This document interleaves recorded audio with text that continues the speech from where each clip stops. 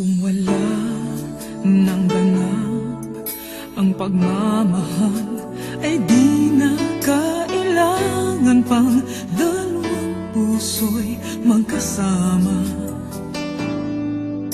Kung wala nang tamis sa damdamin ng pag-ibig, ay hayaan ng puso ay mag-isa.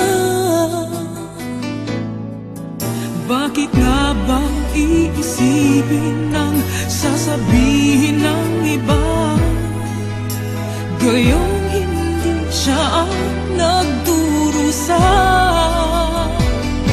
May bukas bang naghihintay sa pag-ibig na kapwa kay lamig, kapag wala na ang lambing na dati nag-aanap sa init? Kapag ang puso ay napagod na, wala na ang pananabik, hindi ba't mabuting magkawalay? Puso sa iba'y dapat ialay, pagkat wala ng pag-ibig na naghihintay. Bakit nga ba ganon? Puso ay kay hirap minsang turuan, di malaman, di maintindihan. Kung wala nang ganap ang nadarama sa puso, ay tama lang na kapwa'y lumaya na.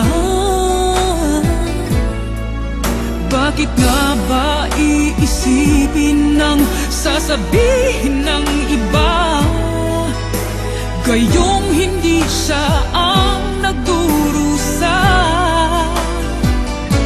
May bukas bang naghihintay sa pag-ibig na kapwa kay lamig, kapag wala na ang lambing na dati nag-aanap sa init? Kapag ang puso ay napagod na, wala na ang pananabik, hindi ba't mabuting magkawalay? Puso sa iba'y dapat ialay, pagkat wala